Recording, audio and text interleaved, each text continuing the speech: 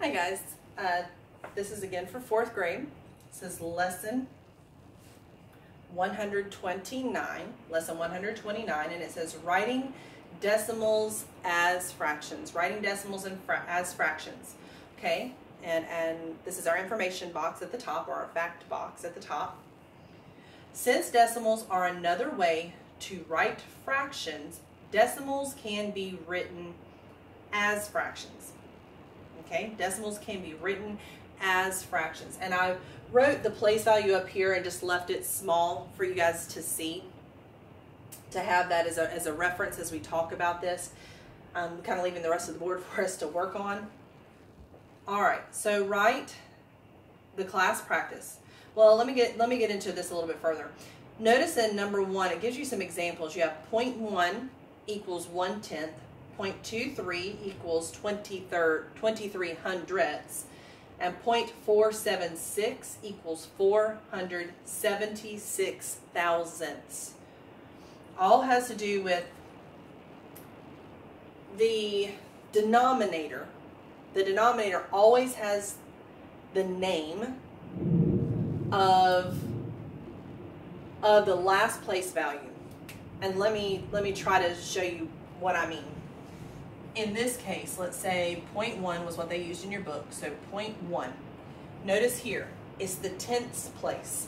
So 0.1 is the same thing as 1/10. Same thing as 1/10. Okay? Let's talk about hundredths here. And I'm going to use this as an example because you can see that 0.78. It equals 78 hundredths. Okay, 78 hundredths. And then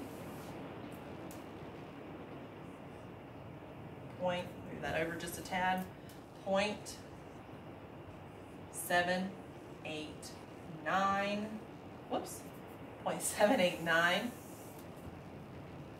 equals 789 thousandths.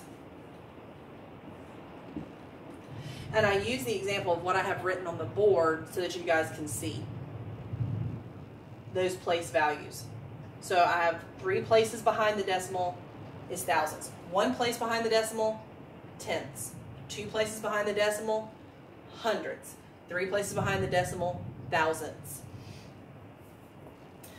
It goes on to give us some more information here. It says to write a tenth as a fraction, place it over 10. To write a hundredth as a fraction, place it over 100. And then write thousandth as a fraction, place it over 1,000.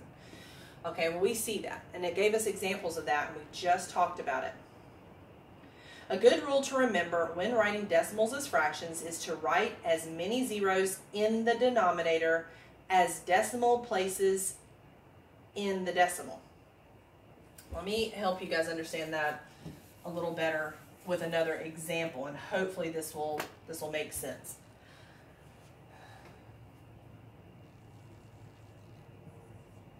I only have 1 place behind the decimal here. That means I only need 1 0 in the denominator, because this will be 3/10, 1 0 here. Okay, 1 0. Now if I were to have, let's move this over. Let's do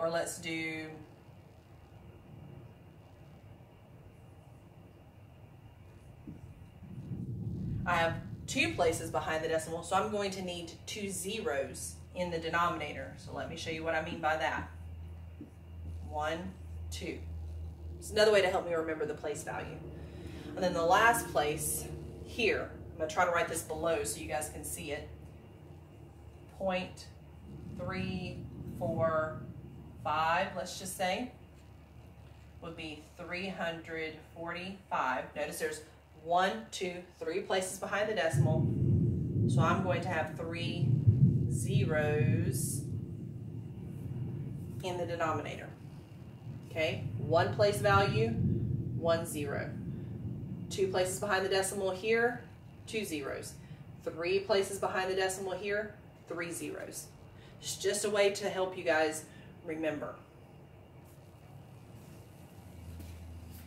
Something I also want to point out to you. because this is something that you're going to see in the very, very, very near future. You're going to see something like this. 0.3 will give you 3/10. 0.03 is going to be 3/100. I'm going to stop right here. One place behind the decimal, 1 0. You have two places here behind the decimal. Yes, that's a 0, but that 0 has value because it moves that 3 over into the hundredths place. So you actually have 3/100ths, okay, 3/100ths. And then here, 1, 2, and 3. Those zeros are placeholders. They move that 3 into the thousandths place, okay? This is something you guys will see, like I said, coming up in the very near future. Wanted to point that out to you to help you see that, okay? 3/10, 3/100, 3/1000. Now, 3/10 is the largest of all of these because you have 3 out of 10 pieces. Let's say if you're using Skittles. Let's just use Skittles. I don't know, that sounds good right now. So Skittles, if you like gummy bears, you can use gummy bears, M&Ms, whatever. But let's say you had 10 of them, okay? If I were to be able, 3 of the 10, that's a larger portion than if I were, let's say I had 100 of them and I can only have 3. Or if I had 1,000 of them and I can only have 3, okay? So, or think of it as a pie. Some of you, that's easier to think of it as a pie, a large pie. But even think of that as a large pie. If I cut that pie into 10 pieces, those pieces are going to be a lot bigger than the same size pie cut into 100 little pieces, or the same size pie cut into 1,000 little tiny pieces, okay? Well, which would you prefer? 3 of those 10 larger pieces, 3 of those 100 little pieces, or 3 of those 1,000 teeny tiny little slivers? Which one would you want? Okay, so 3/10 is larger than the 3/100s or the 3/1000s. The 3/1000s obviously is the smallest. They're the tiniest little pieces, okay, tiniest pieces. All right. Now in your class practice, let's talk about this. It says write equals in the blank if the fraction and decimal are equal. And then they want you to write, if something is not equal, this is a way to represent something that is not equal. It's a mathematical way to represent that. If something's equal, it looks like this. We all know what an equal sign is, but if it's not equal, like this. So in your book, in class practice number 1, it says letter A, 0.4. 0.4. Is that equal to 4/10 or is it not? Well, it is. 0.4. Look, 0.4. And it asks, is it equal or is it not equal to 4/10? Well, what's that first place value? Tenths. 1 place behind the decimal here. 1 0. 4/10. It is equal. This is definitely equal. Okay, so that was 1A. 1B, 0.1. So it's asking me 0.1. Is that equal to 1/10 or is it not equal to 1/10? Well, 1 place behind the decimal, 1 place behind the decimal is the 10th place. So yes, it is 1/10. It's definitely equal.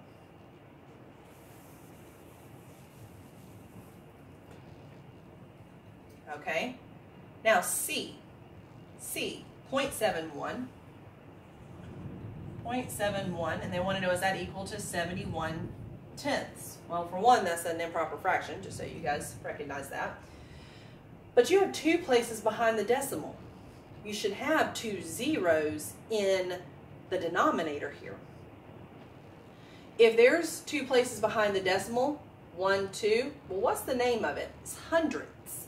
Hundreds. So that should be hundreds here, and it's not. So that means that this one is not equal. Okay, so 1C, not equal. D, give you letter D, 0.68. 0.68. I want to know, is that equal or is that not equal to 68/100ths? 2 places behind the decimal, 2 zeros in my denominator. Look up here, guys. 2 places behind the decimal. What is its last name? Hundredths. That's correct. So it is equal. Okay, I'm going to skip. So just follow along with me. I want you guys to go to letter F. Letter F, this is 1F. Skip over to 1F. Actually, don't skip over to 1F. E. Go ahead and go to letter E, and then we'll do F, and that's where we're going to stop there. But letter E. I want you guys to look at letter E. 5.581. 0.581, because this is one we haven't done. 581 thousandths. Is that equal? Is it not? Well, there's 3 places behind the decimal.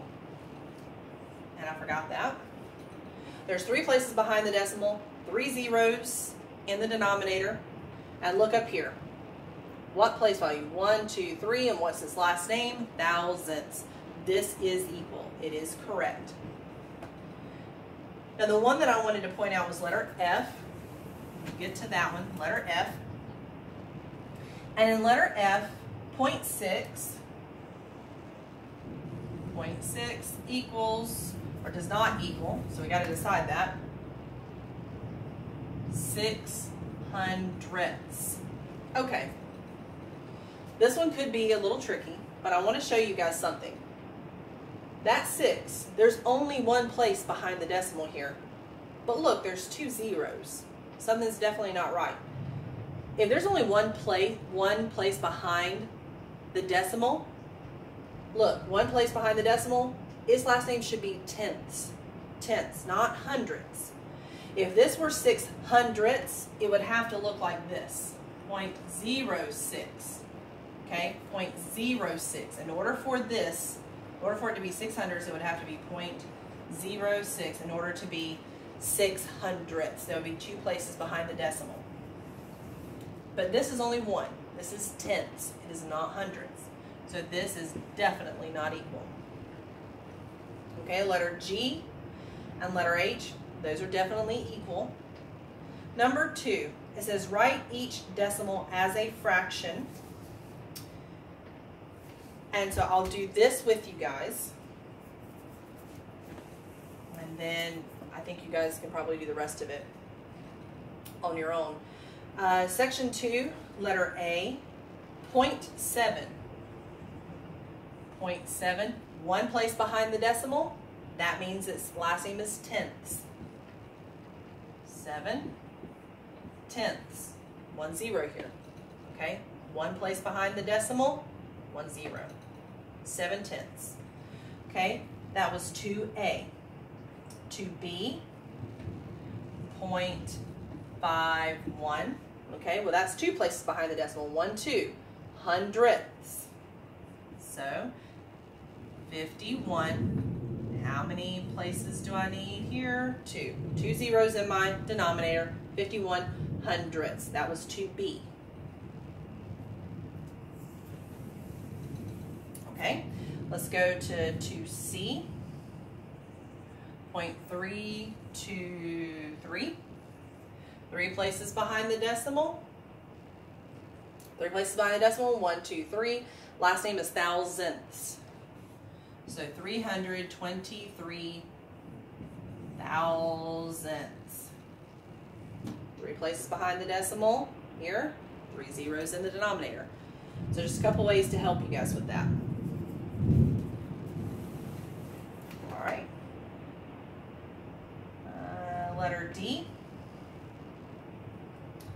0.9.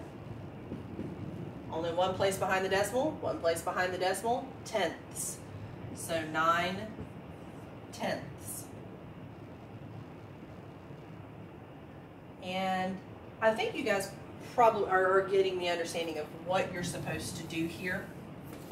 Letter E, I'll do that one. 0.49 equals 49/100ths. Look, 2 places behind the decimal. 1, 2. Here we go. Hundredths. Hundredths. Okay. Now I want you guys to skip over for me to page 234. And it's asking you to write out your place values there. Now, if you get stuck, I know it goes up to millions, that type of thing. I want you guys to go back and I want you to look at page 231 to help you to fill in those blanks. Okay, if you start at the decimal point and work your way back this way, the 5 is in the tens place, the 0 in the hundredths, and the 9 in the thousands. Now going this way from the decimal, okay, to the left of the decimal, you're going to have ones.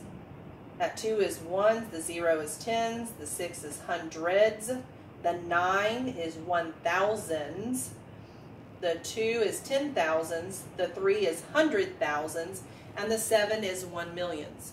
Okay, but it will help you again, and I think there's probably some help in the back of your book as well when it talks about place value. I think it helps you some there as well.